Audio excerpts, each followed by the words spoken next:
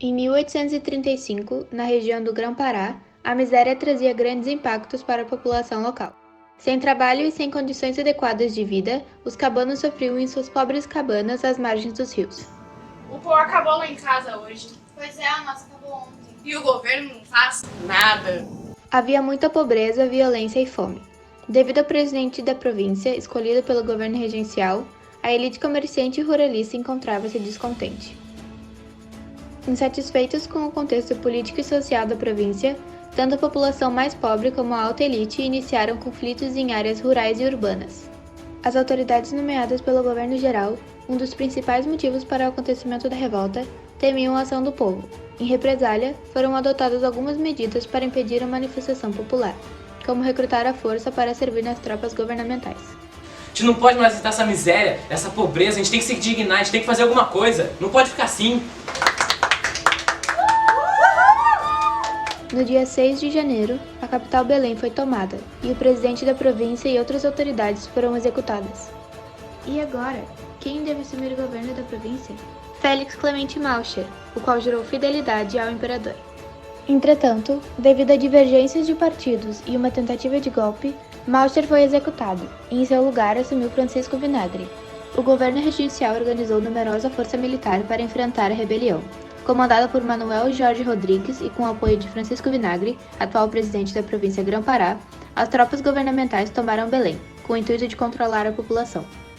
Os cabanos refugiaram-se no interior da província e reorganizaram-se. Em fila indiana, por favor. Marcharam para Belém com o objetivo de restabelecer o controle da cidade, o que foi conquistado futuramente, permitindo assim que fosse proclamada a República. Tentaram estabelecer um governo revolucionário estável e capaz de governar a província, mas a tentativa foi novamente frustrada por traições e conflitos entre os líderes do movimento. Francisco? Vinagre? E em abril de 1836, o governo central estabeleceu um novo ataque militar e conseguiu reassumir o controle da capital da província e impôs um novo presidente. A cidade de Belém ficou bastante deteriorada e grande parte da população havia sido dizimada na revolta, diminuindo drasticamente o número de habitantes. Atualmente, a região do Grão-Pará, localizada no estado do Pará, se encontra com dificuldades econômicas e sociais devido ao descaso do governo, em que dados do IBGE afirmam que mais da metade da população vive abaixo da linha da pobreza, sendo o terceiro estado com menor renda per capita, ficando apenas atrás do Amazonas e do Acre. Os objetivos dos rebeldes de um governo que os favorecia não aconteceu. No entanto, o estado do Pará vem exercendo seu papel de cidadão e colaborando com decisões democrativas, visto que seu direito ao voto continua permitido e nas últimas eleições a população votasse em seus governadores, elegendo Helder Barbalho, do MDB, como governador. Mesmo com os cabanos lutando por melhores condições de trabalho e de vida, o descaso no local continua, visto que, de acordo com o Departamento Intersindical de Estatística e Estudos Socioeconômicos, a região fechou com um recorde de desemprego em 2016 e com aumento nas taxas de empregos informais, mostrando que as batalhas travadas pelos cabanos em 1835 por uma sociedade mais igualitária e justa foram, infelizmente, em vão.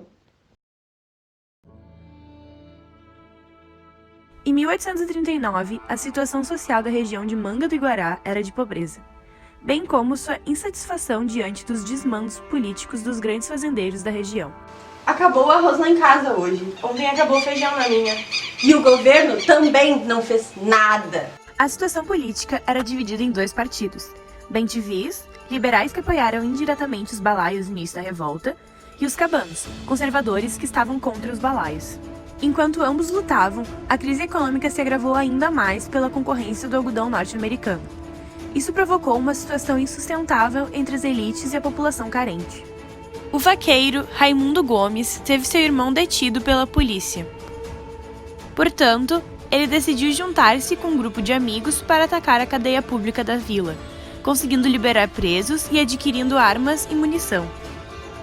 Paralelamente, o artesão Manuel dos Anjos monta um agrupamento armado e ataca inúmeras fazendas no Maranhão. Manuel e Raimundo juntam-se a Cosme Bento de Chagas, quilombola e chefe militar. Entretanto, o movimento apresentou enfraquecimento após a morte de Manuel, atingido por um projétil durante um dos conflitos. Em seu lugar, assume o outro líder, Cosme. O mesmo se retira do combate e parte com suas forças para o sertão. Dane-se essa jossa, eu vou embora. A situação piorou ainda mais após a posse do experiente militar Coronel Luiz Alves de Lima e Silva, futuro Duque de Caxias. Com muito esforço, Duque de Caxias derrota Raimundo Gomes, que, cercado e isolado pelas tropas oficiais, se rende e entrega a vila de Caxias, dando início à batalha final.